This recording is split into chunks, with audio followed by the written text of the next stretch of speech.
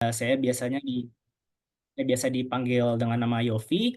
Dan juga I'm quite confident to say that I'm a very ambitious student.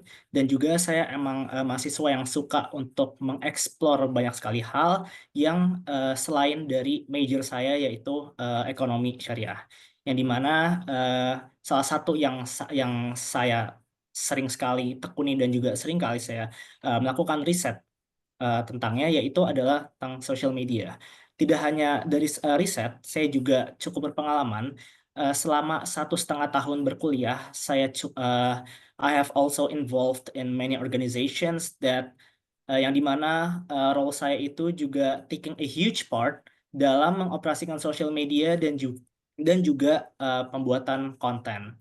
Jadi saya emang memiliki passion yang sangat besar dalam bidang social media ini. Oke, thank you so much Yofi untuk perkenalannya. Aku pengen kamu ceritain kesibukan kamu saat ini. Oke, baik. Terkait dengan kesibukan saat ini, saya baru saja terima untuk menjadi Head of Information and Technology Division di salah satu organisasi internal IPB, yaitu IPB Finance Club.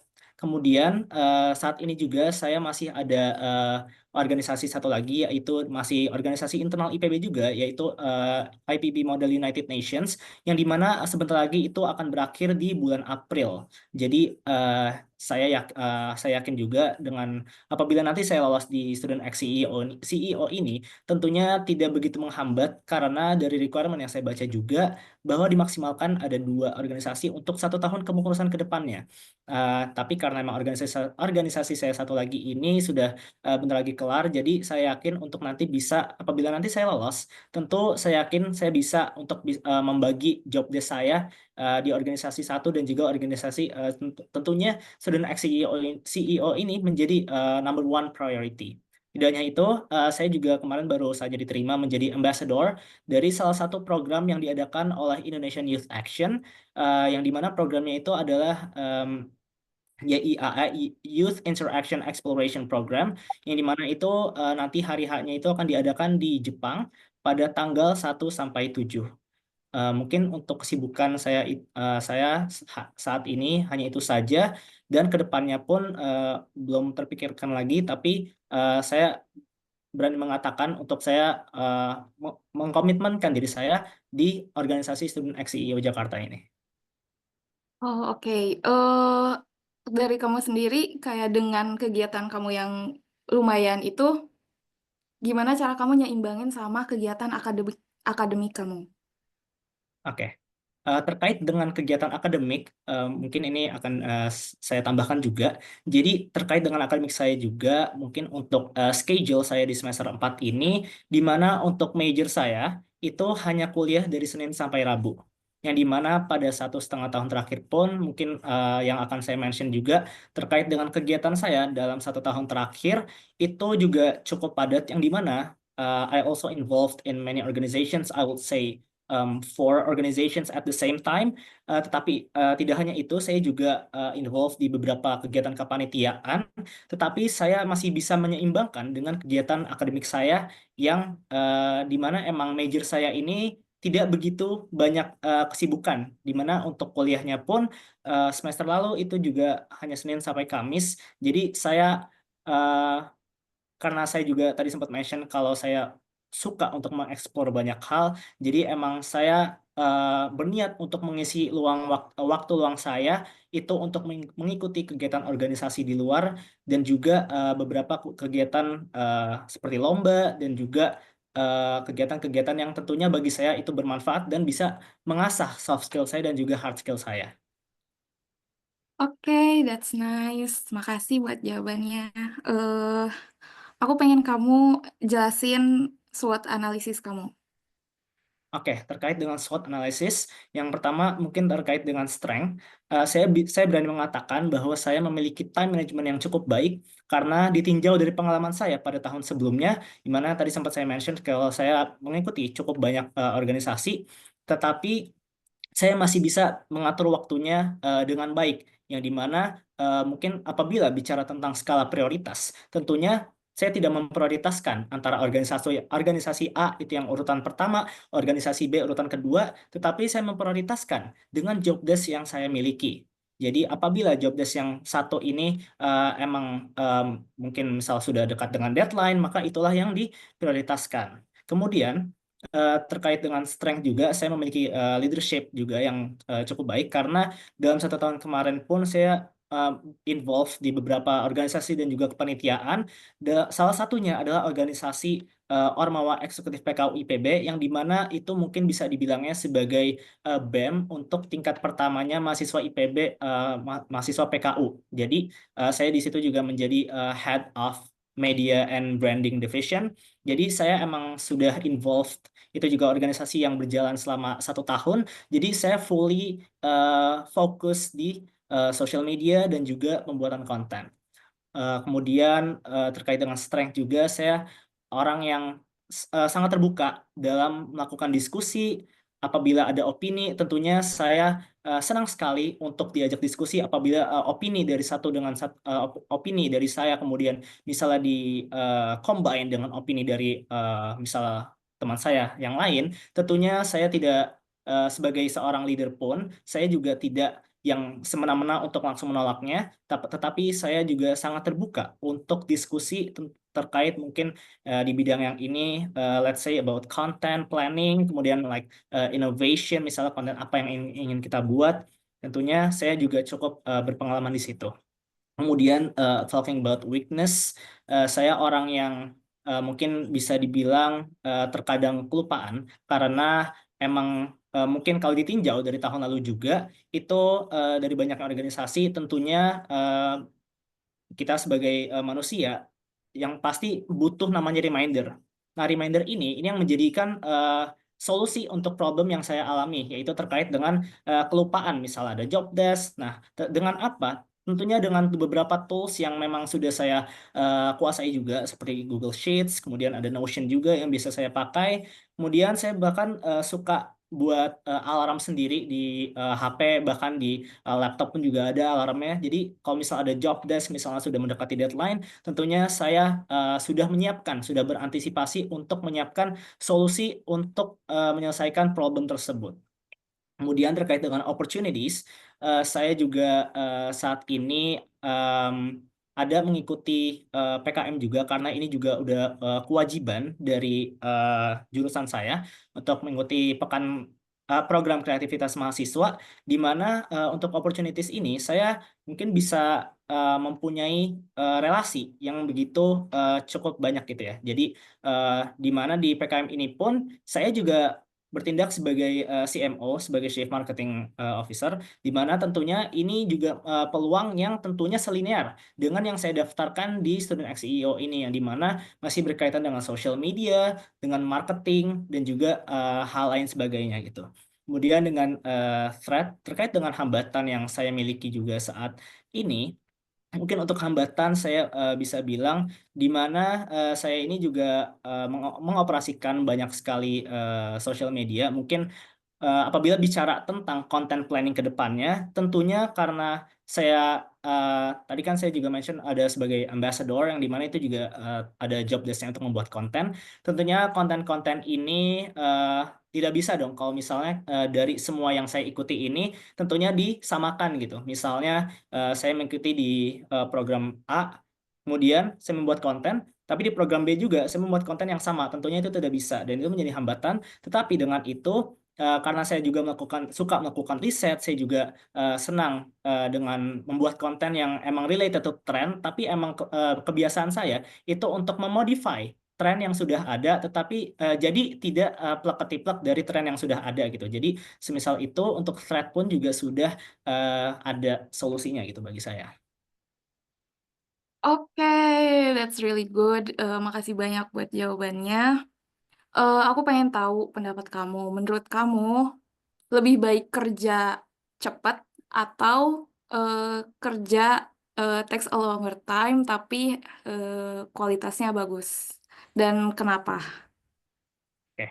Jadi menurut saya mungkin dari pengalaman saya sebelum-sebelumnya juga bagi saya yang which one is better ini mungkin kalau tentang which one-nya yang lebih baik tentunya dengan kualitas yang maksimal.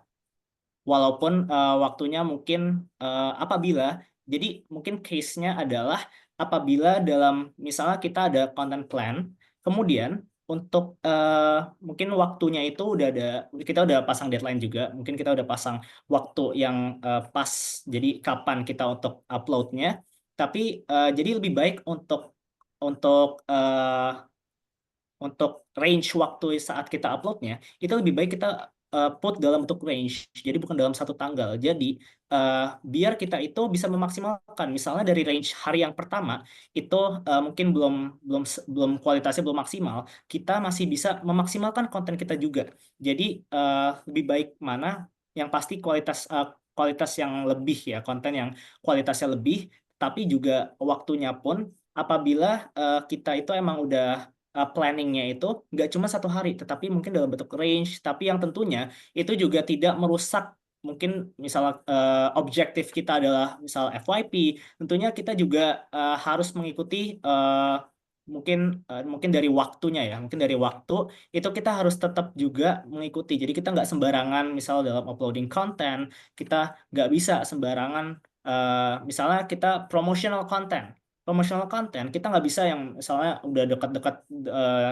dekat-dekat dengan hari H itu, tentunya kita harus pertimbangkan itu juga.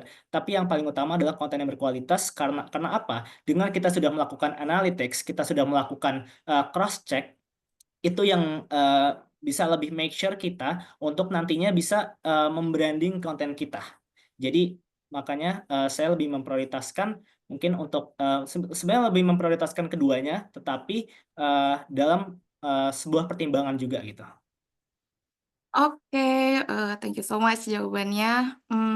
Aku pengen tahu gimana cara kamu menyelesaikan suatu tugas, tapi instruksinya atau info yang dikasih ke kamu itu sangat minim. Oke. Terkait dengan task yang diberikan kepada saya, tetapi dengan mungkin informasi yang cukup minim, mungkin di sini akan saya bahas masih berkaitan juga dengan social media specialist. Let's say sebagai contoh, for example-nya adalah misal dalam sebuah brief content, yang dimana mungkin saya misal diminta untuk mengembangkan brief tersebut, tentunya kalau emang misal ada arahan dari branding manager, misalnya hanya memberikan cuma sekedar hanya secara garis besarnya aja, misalnya konten em, tolong buat nanti next plan itu buatkan konten bla bla bla bla bla, tetapi hanya secara garis besarnya aja. Gimana caranya? Ya emang sudah job desk saya juga di social media specialist untuk mengembangkan dan juga sebagai konseptor yang dimana nantinya itu akan diberi konsep yang sudah fix ini kemudian diberikan kepada yang divisi kreatifnya. Jadi emang itu kalau udah saya paham kalau ini job desk saya, maka tentunya saya akan mengerjakannya dengan baik. Kemudian dengan melakukan riset, karena emang asalkan saya ini emang udah paham dengan job desk saya, maka tentunya saya akan melakukan dengan cara yang baik, dengan cara yang teliti juga tentunya, karena emang ini ya job desk-nya kita gitu loh. Yang dimana nanti untuk kita eksekusi. Jadi karena sebagai social media specialist pun itu kan juga perlu banyak diskusi juga ya, terutama dengan mungkin di di subdivisi lain dalam di marketing ini yang ada external affairs dan juga ada yang divisi kreatifnya gitu. Oke, aku pengen tahu gimana, how would you respond kalau kamu dikasih tanggung jawab yang bukan job desk kamu?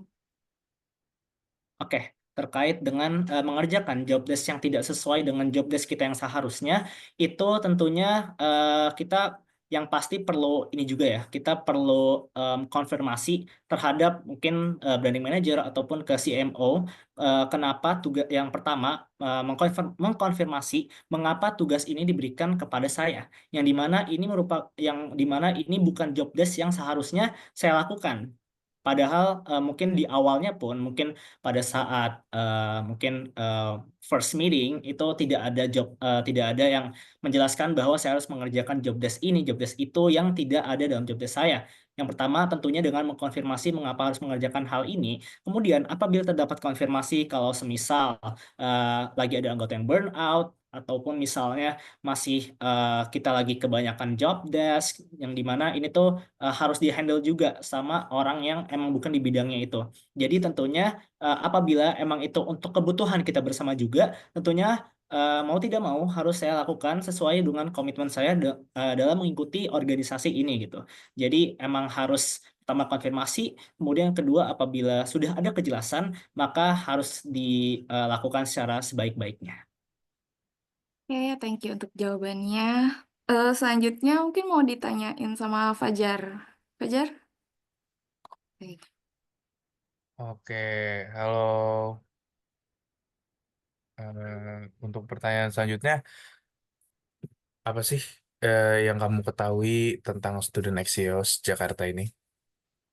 Oke, baik. Jadi tentang Student X CEO ini merupakan non-profit organization yang dimana ini berfokus pada pengembangan future business leader yang dimana emang kalau saya lihat juga dari beberapa proker yang diadakan oleh Student X CEO ini lebih terhadap ke pengembangan karir dan juga perkembangan jiwa business leadernya gitu. Jadi emang yang saya lihat, yang saya tahu juga ini Student X CEO ini udah ada isinya mungkin lebih dari 30 lebih universitas yang dimana emang difokuskan ini untuk yang wilayah Jabodetabek.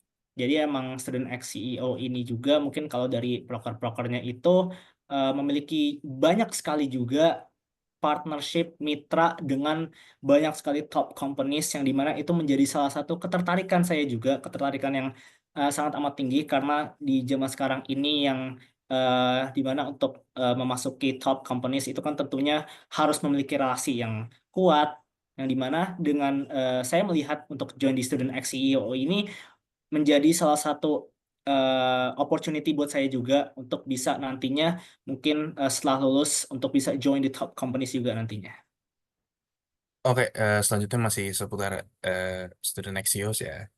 Kira-kira apa yang kamu bisa kasih ke kita atau kontribusi dan inovasi apa yang bisa kamu kasih ke kita? Oke, baik terkait dengan inovasi apa yang sekiranya bisa saya berikan, mungkin yang saya berikan ini tentunya masih berkaitan juga dengan social media. Tentunya saya juga sudah melihat beberapa konten dan beberapa konten yang dirilis dari Student X CEO, dari Instagram ataupun dari TikToknya juga.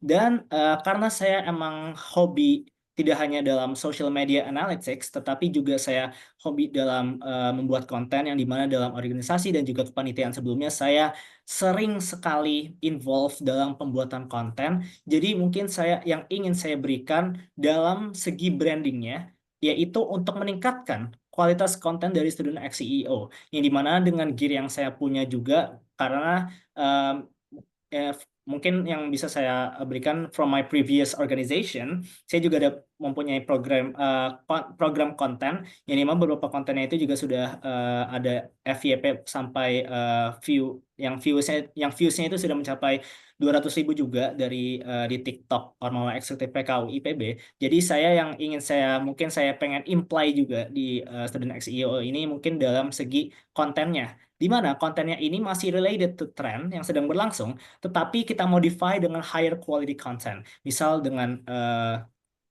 menggunakan yang biasanya itu menggunakan HP, tetapi karena mungkin karena gear yang saya punya juga itu mungkin seperti kamera DSLR yang mungkin bisa menaikkan kualitas konten juga dan mungkin bisa lebih karena emang branding Student XIO ini yang udah sangat teramat ternama, mungkin dengan diadakan mungkin konten promotional karena dari Student XIO ini kan juga banyak sekali event-event kayak misalnya yang paling mega prokernya International Summit itu mungkin nanti bisa dibuat dengan promotional kontennya yang lebih high quality dan juga eh, tetapi masih related to trend juga gitu. Jadi mungkin dengan harapan juga ke depannya itu bisa menggapai audiens yang lebih besar juga artinya.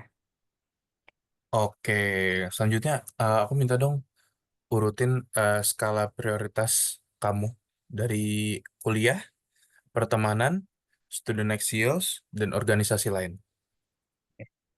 Baik, terkait dengan skala prioritas, yang kuliah tentunya akademik itu pastinya nomor satu, tetapi tadi sudah sempat saya sampaikan terkait dengan jadwal akademik saya, yang dimana hanya dari hari Senin sampai hari Rabu, yang dimana itu tentunya masih banyak waktu buat saya mengeksplor lebih banyak lagi di organisasi lainnya. Jadi untuk nomor satu tentunya I put academic in number one. Kemudian untuk pertemanan, sebenarnya pertemanan ini buat saya fleksibel-fleksibel aja karena dari pengalaman saya tahun lalu yang dimana saya juga ikut banyak sekali organisasi, saya masih bisa menjaga pertemanan saya mungkin dengan teman-teman jurusan saya, teman-teman organisasi saya. Jadi emang teman ini mungkin cukup ini ya, mungkin cukup fleksibel aja kalau menurut saya. Jadi mungkin bisa disamakan saja. Jadi untuk nomor satu tetap dengan akademik. Kemudian untuk pertemanan ini sebenarnya cukup fleksibel aja, jadi mungkin tidak akan saya taruh dalam rank priority ini. Kemudian untuk jadi sisa ada student ex CEO dan juga organisasi lain yang sedang saya ikuti. Tentunya student ex CEO ini karena yang saya lihat juga dari cutting saya yang saat ini cutting jurusan saya itu dia sebagai project manager. Pokoknya saya lupa, pokoknya dari student ex CEO batch 11 dan dia itu sudah berkesempatan magang di top companies juga padahal belum lulus tapi udah sangat banyak sekali kesempatan magangnya, maka dari itu saya menempatkan prioritas student ex CEO ini ke nomor dua setelah akademik karena saya sangat mengharapkan juga dengan saya bergabung di student ex CEO ini bisa mendapatkan banyak relasi juga nantinya ke banyak top companies lainnya, terutama bisa kesempatan magang, kemudian bisa nanti kesempatan untuk di dunia kerja nantinya. Kemudian untuk organisasi lain yang tadi saya sempat mention adalah di Baby Finance Club, itu tentunya di nomor tiga karena itu juga yang bukan yang high scope organization. Jadi saya mungkin karena itu masih di bidang sosial media pun, jadi saya masih tentunya masih bisa mengatur waktu saya juga karena ini juga sudah pernah saya alami bergabung di beberapa organisasi dan saya menjadi kepala divisinya dan tentunya saya masih bisa mengatur waktu saya dengan baik dan juga menyeimbangkan dan tentunya juga masih bisa menyeimbangkannya dengan akademik saya juga. Oke, mungkin selanjutnya bakal dilanjut oleh teman aku Ami ya. Oke, thank you Fajar. Aku mau ini aja sih. Kamu udah terbiasa bikin konten brief berarti ya? Iya, betul. Aku minta ini sih, kamu share screen, terus buka blank dokumen, terus kamu bikin konten brief related to SXI, bebas bahas apa aja, sekitar 3 apa 4 slide deh, 4 slide. eh Waktunya sekitar 20 menit.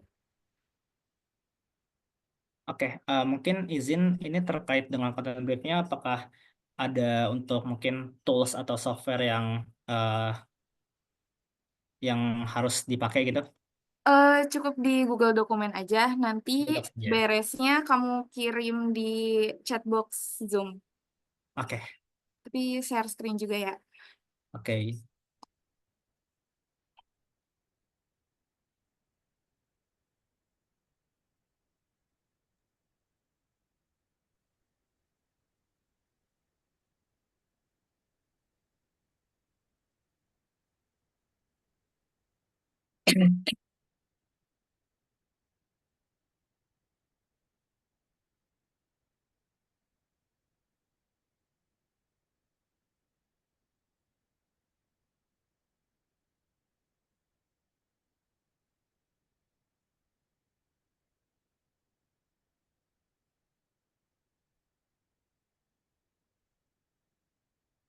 Oke, Oke, mungkin WiFi sampai 545.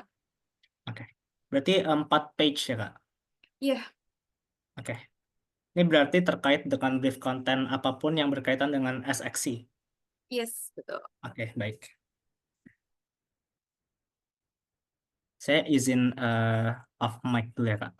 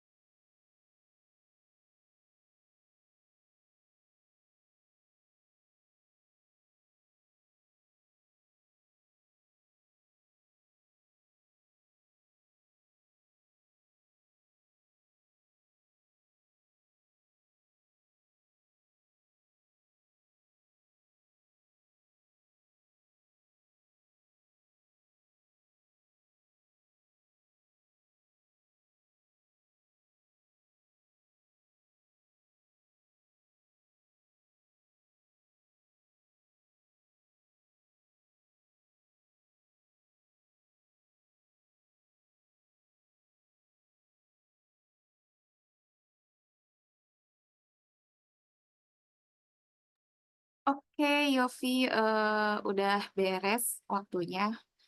Eh, buat link dokumennya kamu taruh di chat box aja. Oke, Kak. Berarti untuk namanya cukup ini aja ya? Cukup, cukup. Oke.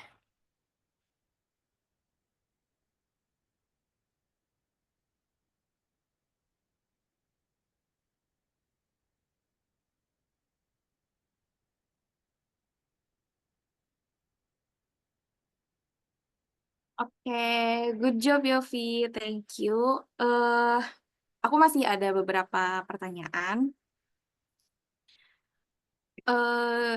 Let's say kamu udah jadi SMS nih. Gimana kalau semisal acaranya udah seminggu lagi, sedangkan kita belum achieve KPI, let's say 100 orang lah, kita masih butuh 100 registrants lagi. Apa strategi yang akan kamu terapkan? Oke, baik.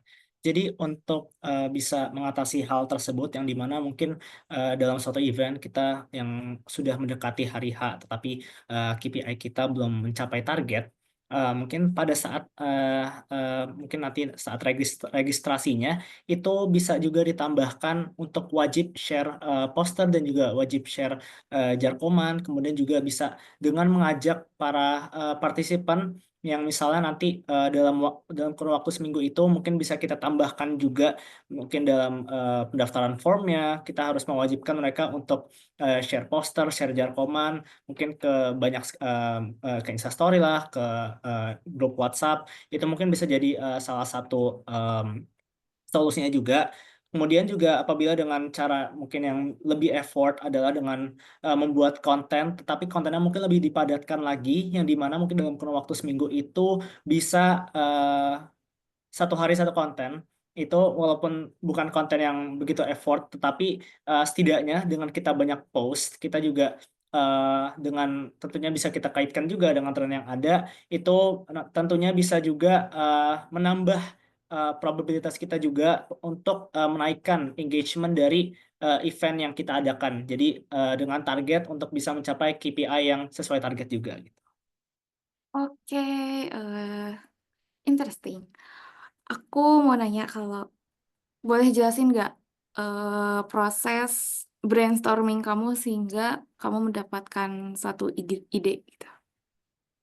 Oke, terkait brainstorming yang selama ini saya lakukan, tentunya saya terkadang pun juga ada masa-masa burnout-nya juga. Tentunya pasti kita semua eh, pasti pernah merasakan melewati fase-fase burnout. Tetapi eh, kalau emang sudah burnout itu pastinya sudah susah gitu dalam kita membrainstorming sebuah ide ataupun sebuah content planning kita ke depannya. Jadi mungkin karena kita ini sebuah tim juga, dengan kita berdiskusi, kita bertukar, misal apabila ada yang burnout, itu pasti kan kalau misalnya diajak untuk berdiskusi, nanti tuh bisa berjalan aja gitu sesuai flow. Mungkin itu yang saya rasakan juga selama pengalaman saya. Jadi dengan berdiskusi, kemudian saling bertukar pikiran, dan sebenarnya kalau dengan misal kita ada content planning, kemudian kita tetap tetap biasanya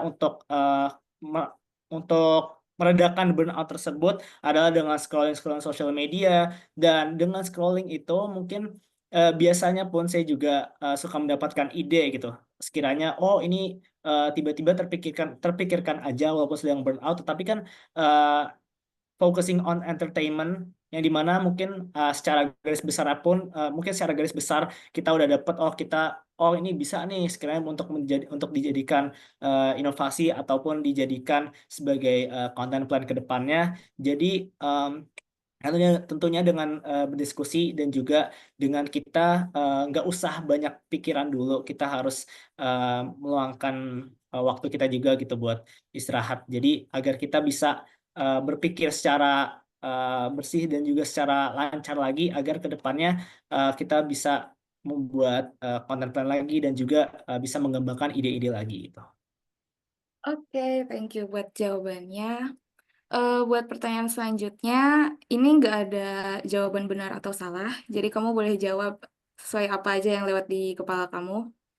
Pertanyaannya, kalau kamu dikasih gajah, tapi gajahnya gak bisa kamu jual dan gak bisa kamu kasih ke orang lain, apa yang akan kamu lakukan? Eh, sorry, mungkin izin make sure lagi apabila saya diberikan gajah, kemudian gajah ini tidak bisa dijual, dan Betul. apa yang akan saya lakukan terhadap gajah tersebut? Iya.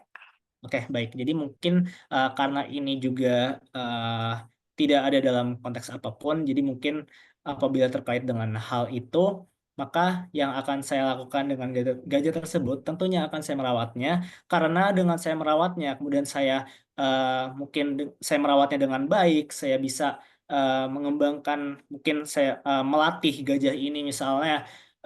Gajah itu yang terkenal juga misal dalam ada pertunjukan sirkus itu kan kita jadinya bisa ke depannya itu kita bisa menjadi beneficial juga buat kita walaupun kita tidak bisa menjualnya tetapi ini pun tidak bisa menjual tidak bisa dijual karena tidak ada alasan khusus juga ya jadi masih bisa kita kembangkan masih bisa kita latih yang tentunya nanti gajah ini bisa kita gunakan sebagai bahan untuk mungkin misal kita membuat ada event, kita misal event sirkus. Kemudian gajah ini yang bisa membuat yang di mana gajah ini bisa juga menjadi bahan untuk bahan promosi kita juga gitu. Yang di mana untuk bisa menarik banyak banyak audience yang ini tentunya mungkin yang saya dapatkan juga dari inti kasus ini adalah dengan apapun yang sudah kita pegang, dengan apapun yang sudah kita terima gitu. Mungkin ya apapun itulah sesuatu yang sudah kita pegang, yang sudah kita terima, emang sudah untuk tanggung jawab kita juga, maka kita harus bisa secerdas-cerdasnya juga gimana caranya untuk bisa memanfaatkan sesuatu ini gitu. Untuk tentunya nggak cuma bermanfaat bagi diri kita, tapi juga bisa bermanfaat bagi banyak orang. Misal dari yang kasus tadi juga, di mana gajah itu bisa menjadi bahan hiburan juga untuk banyak orang. Jadi misalnya untuk banyak orang lain bisa memberi makan kepada gajah tersebut, tentunya itu juga bisa menjadi bahan yang tentunya bisa nggak cuman beneficial bagi diri kita, tetapi tentunya juga beneficial untuk banyak orang gitu. Oke, jawaban yang menarik. Pertanyaan selanjutnya, as marketing person, gimana cara kamu ngejual hot chocolate di Gurun Sahara? Oke, baik. Terkait dengan bagaimana caranya untuk menjual hot chocolate di Gunung Sahara yang dimana ini tentunya menjadi tantangan juga mungkin untuk orang-orang yang dalam bidang marketing juga. Dan bagaimana solusi kita? Tentunya ini butuh yang namanya kita planning juga gitu ya. Mungkin let's say kita tinggal di Middle East, di Gurun Sahara, dan kita menjual hot chocolate. Tentunya kalau kita emang targetkan itu hanya untuk orang-orang di sekitar di Gurun Sahara itu juga, tentunya pasti kan nggak ada yang mau gitu. Jadi tentunya dari hot chocolate ini apabila masih bisa kita olah juga menjadi coklat mungkin dengan bahan-bahan kita mempergunakan mungkin apabila kita masih ada mungkin penghasilan pun jadi kita masih bisa mengalokasikan untuk kebutuhan-kebutuhan yang dimana bisa mengubah hot coklat ini menjadi coklat yang dimana bisa dinikmati juga untuk warga sekitar di Gurun Sahara ini.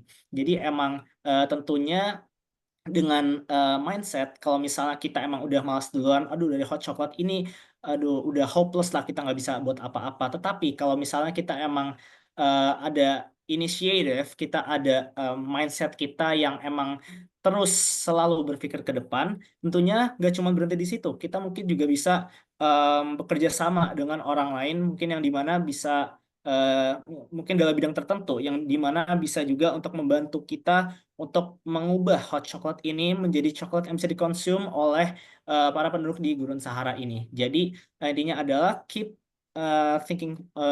thinking forward dan juga jangan stuck apabila emang itu sudah stuck gitu. Pokoknya selalu pikirkan kalau emang setiap permasalahan itu selalu ada jalannya. Oke, thank you so much untuk jawabannya. Ini ada beberapa pertanyaan tambahan. Kalau semisal kamu dipindahkan ke divisi lain, mungkin dengan pertimbangan manajer kamu pikir kamu lebih cocok di divisi itu. Gimana kamu ngeresponnya? Oke, baik. Apabila terjadi hal tersebut, tentunya saya juga perlu mempertimbangkan diri saya sendiri. Tetapi apabila emang sudah ada pengakuan, terutama dari manajer kita yang emang tugasnya itu juga memantau pekerjaan kita, kemudian emang tentunya juga mempertimbangkan apakah orang ini cocok di divisi kamu atau enggak. Jadi apabila emang itu sudah menjadi keputusan dan menjadi pertimbangan dari seorang manajer, dan juga saya menyadari tentang kemampuan saya apabila emang dipindahkan ke divisi lain dan ternyata emang skill saya ternyata eh, saya terbuka gitu, terunlock mungkin terunlock gitulah mungkin kesadaran saya terhadap ternyata saya juga ada di skill ini dan ternyata emang udah pengakuan gitu bahkan dari manajer kita sendiri. Tentunya saya dengan senang hati menerima hal tersebut karena emang masih menjadi part of student ex-CEO ya. Dan ini tentunya apabila mendapat pengakuan apabila mendapatkan pengakuan seperti itu pun tentunya itu juga menjadi eh, saya menganggap itu sebagai appreciation juga gitu. Jadi emang saya yang selama ini emang bekerja selalu di bagian marketing, bagian kreatif ternyata dipindahkan ke divisi lain. Ternyata saya ada bakat juga nih di divisi lain. Tentunya saya dengan senang hati juga akan menerima selama ini masih menjadi bagian dari Student X CEO Jakarta. Oke, eh, masih ada pertanyaan lagi. Dari kamu sendiri, kamu ada jam kerja atau jam maksimal pulang gitu gak? Untuk jam kerja sendiri tidak ada karena saya juga tinggalnya di kosan sendiri, jadi tidak dari orang tua pun juga tidak begitu membatasi untuk harus pulang jam segini kah atau pulang jam segitu, itu pun juga tidak ada. Tentunya juga karena saya di kosan pun juga tidak ada jam malamnya, jadi saya sudah terbiasa sekali untuk balik tengah malam ataupun kapanpun. Dan yang saya dengar juga dari student ex CEO ini apabila mengadakan meeting itu juga pasti ada conducted in offline-nya juga dan itu nggak sedikit ya. Dan emang saya berdomisili di Jakarta, saya juga menganggap perjalanan Jakarta ke kampus saya di Bogor itu juga tidak begitu jauh karena emang saya udah sering banget juga untuk bolak-balik dengan kendaraan mungkin yang saya bisa bawa sendiri, kadang juga naik kereta. Jadi itu apabila nanti terdapat ada rapat-rapat offline itu tentunya tidak memberatkan saya karena emang rumah saya pun di Jakarta gitu. Jadi saya tentunya feel free untuk bisa apabila nanti untuk rapat offline ataupun online. Oke, makasih buat jawabannya. Eh, Kalau kamu udah diterima sebagai associate, apakah kamu bersedia untuk bayar setup cost sebesar 150.000? Jadi setup cost ini akan kamu bayarkan di awal kepengurusan dan akan dikembalikan ke kamu di akhir kepengurusan. Tentunya saya bersedia untuk membayar setup cost tersebut karena menurut saya ini sebagai ini juga mungkin sebagai tanda komitmen saya untuk mengikuti dan juga berpartisipasi aktif di organisasi Student X EU Jakarta ini. Oke, makasih buat jawabannya. Kayaknya udah semua sih pertanyaannya. Thank you so much, Yofi, untuk semua jawabannya, untuk udah hadir di interview ini. eh that's all. Dari kamu ada pertanyaan nggak? Mungkin untuk pertanyaannya sih untuk sekarang sih belum ada ya. Mungkin mau make sure aja berarti ini tinggal setelah ini nggak ada tahap-tahap lain selain nanti mungkin langsung ke pengumuman dan langsung ini ya tahap probation, berarti nggak ada kayak assessment membuat apa gitu, berarti nggak ada kan ya? Enggak, udah dari sini langsung ke apprentice namanya. Oke, baik. Oke, Ya, ada yang jadi ditanyain lagi? mungkin untuk sekarang sudah dicukupkan, tidak ada yang ditanyakan ya. Oke, thank you so much, Yofi. Kalau kamu ada agenda lain, you may leave this Zoom meeting. Thank you. Oke, thank you Kak Ami dan kakak-kakak lainnya.